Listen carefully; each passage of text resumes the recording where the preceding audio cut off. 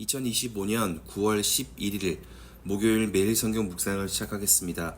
오늘 하나님의 말씀은 스바냐 1장 1절로 3절의 말씀입니다. 스바냐 1장 1절로 3절의 말씀입니다. 아몬의 아들 유다 왕 요시야의 시대에 스바냐에게 임한 여호와의 말씀이라. 스바냐는 히스기야의 현손이요 아마랴의 증손이요 그다랴의 손자요 구시의 아들이었더라. 여호와께서 이르시되 내가 땅 위에서 모든 것을 진멸하리라. 내가 사람과 짐승을 진멸하고 공중의 새와 바다의 고기와 거치게 하는 것과 악인들을 아울러 진멸할 것이라. 내가 사람을 땅 위에서 멸절하리라. 나 여호와의 말이니라. 아멘. 스바냐의 말씀을 시작하며 스바냐의 이름에 대해서 우리가 먼저 살펴볼 필요가 있습니다. 왜냐하면 스바냐라고 하는 이 이름 자체에 이중적 의미가 담겨져 있기 때문입니다. 스바냐의 뜻은 여호와께서 숨기신다 라는 뜻입니다. 그럼 무엇을 숨기신다는 걸까요? 그것은 하나님의 심판의 날에 죄를 멀리하던 자들을 심판에서 숨기신다, 즉 보호하신다는 말입니다. 즉 심판의 날에 심판받지 않도록 우리를 보호하시는 하나님을 알리며 또 경고하기 위해 스바냐는 하나님의 예언을 들고 시대적 사명을 감당했던 인물이라는 것입니다. 그만큼 남유다 사람들 그리고 큰 의미로 이스라엘은 하나님 앞에서 온전한 믿음을 지키지 못하고 오히려 여호와를 향한 신앙이 없음에도 불신앙과 죄의 모습을 숨기며 살았습니다.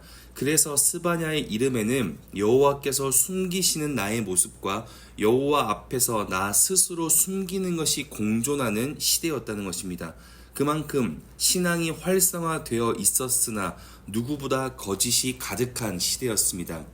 이것은 참 아이러니한 상황입니다. 신앙이 활성화되어 누구보다 하나님을 예배하기 좋은데 반대로 거짓이 가득해서 하나님을 온전하고도 올바르게 예배드리는 사람이 없었다는 겁니다. 그런데 이 스바냐의 말씀이 왜 중요한가 하면 오늘 이 시대가 정확히 그러하기 때문입니다. 교회가 너무나 많고 예배가 가능한 날이 너무나 많지만 정작 정직하게 예배드리기 위해서 자신의 삶을 결단하기에 너무 어려운 시대적 상황을 마주하고 있기 때문입니다. 그런데 이렇게 아이러니한 상황이 펼쳐진 이유는 분명했습니다. 받아들일 수 있는 하나님만 섬기려 했기 때문에 이러한 시대가 펼쳐지게 된 것입니다. 무슨 의미인가 하면 본문 1절에 그 시대적 배경은 요시야 시대입니다. 잘 아시다시피 요시야는 악한 왕이 아니었습니다.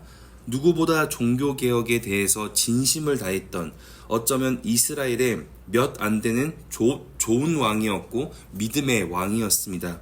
그런데 스바냐가 찾아와 그에게 2절에 여호와께서 이르시되 내가 땅 위에서 모든 것을 진멸하려 한다. 이때 요시야는 어느 날 찾아온 스바냐의 이 예언에 두 가지 충격을 받게 됩니다. 첫째는 누구보다 종교개혁의 진심이었기에 아무 문제가 없다고 생각했는데 하나님이 보시기에는 여전히 죄가 가득한 시대였다는 것에 충격을 받습니다. 현재 유다의 사람들의 삶의 형태가 어떠했는가?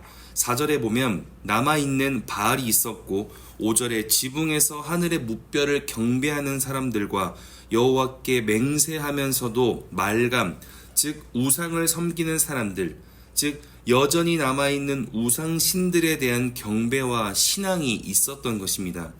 그렇게 요시야가 강하게 종교개혁을 선포했음에도 불구하고 왜 여전히 우상 숭배가 있었을까요?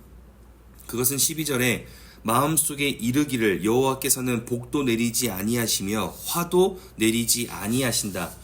즉 하나님은 우리의 삶에 긍정으로도 부정으로도 아무런 영향을 주지 않는다 생각했기 때문입니다. 그래서 5절에 겉으로는 여호와께 맹세하고 예배하면서도 보이지 않는 곳에서는 말감이라는 우상을 숭배하고 경배하고 그것을 의지하였습니다. 스바냐의 이름처럼 여호와께서 자신의 진짜 모습과 생각을 숨기는 것입니다. 그러니 요시야는 스바냐의 예언으로 가장 먼저 자신의 나라가 괜찮은 줄 알았으나 하나님의 심판을 예고받을 정도로 여전히 위기 속에 있다는 것에 충격을 받습니다. 그런데 스바냐의 예언이 충격적인 이유가 또 있습니다. 그것은 그 심판을 예고하는 사람이 자신의 가족이었기 때문입니다. 1절에 요시야에게 예언을 전하는 스바냐는 누구 가문이라고 소개하는가 하면 히스기야의 현손이다 라고 말합니다. 즉 요시야의 증조부, 요시야의 할아버지의 아버지가 되시는 분이 히스기야 왕으로서 따져보자면 스바냐와 요시야는 친척 관계라는 것입니다. 즉 누구보다 그 가문을 가까이에서 이해했을 것이고 어쩌면 스바냐와 요시야는 긴밀했을 수 있습니다. 그러나 가족이 찾아와 자신의 나라, 즉 자신의 삶에 문제가 있음을 지적하고 있으니 충격을 받는 것입니다. 이처럼 스바냐는 두 가지, 자신의 나라와 자신의 삶에 문제가 없는 줄 알았으나 하나님의 심판이 예고될 정도로 문제가 심각한 중이었다는 것과 그 이야기를 가족에게 듣게 되어 더 수치스럽고 더 받아들이기 어려운 상황에 놓였다는 것입니다. 그러나 우리가 기억해야 하는 것은 하나님의 말씀은 받아들일 수 있을 때 받아들이는 것이 아니라 들릴 때 받아들여야 한다는 것입니다. 왜냐하면 들릴 때 받아들이지 않으면 요시야의 시대처럼 나의 믿음과 나의 삶이 일치되지 못하여 생겨나는 아이러니에 빠지게 되기 때문입니다. 요시야는 지금까지 하나님의 말씀을 나름 잘 지켜왔습니다. 어쩌면 나름 그럴싸하게 말씀을 지켜낸 것이 아니라 나라가 개혁될 정도로 제대로 지켜냈습니다. 그런데 자신의 삶에 문제가 있다는 것입니다. 그리고 그 이야기를 다른 누군가가 해주거나 어쩌면 자신보다 더 강한 누군가가 이야기를 해주었다면 그래도 그것을 받아들이는 것이 편했을 텐데 가까운 가족이 와서 그 이야기를 하니 더욱 하나님의 말씀을 받아들이기 어려웠습니다. 그러나 그것을 받아들이지 않으면 심판이 예고된 그 모든 것이 실제로 이루어지고 그 심판은 내 삶에 영원한 것이 되는 것입니다. 그러니 말씀을 기억할 수 있다면 우리는 오늘 하루 이것을 확인해야 합니다. 나는 알면서도 받아들이지 못하는 하나님의 말씀은 없는가?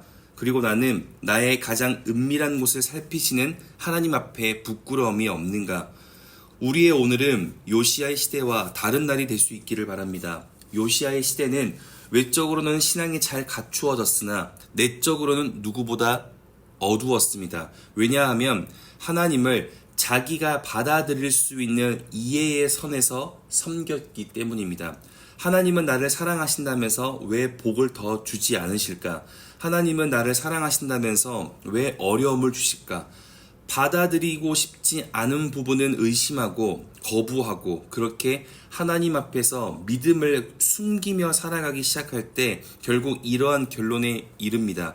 어쩌면 내가 누리고 있는 이 복은 하나님이 주신 게 아닐지 모른다. 어쩌면 내가 어려움을 겪는 이유는 하나님만 바라고 있기 때문일지 모른다. 그래, 하나님은 복도 화도 그 어떤 것도 내게 쉽게 주지 않으시는 분이다. 그래서 다른 우상에게 복을 빌고 화를 막아달라는 이중적 신앙을 갖게 된 것입니다.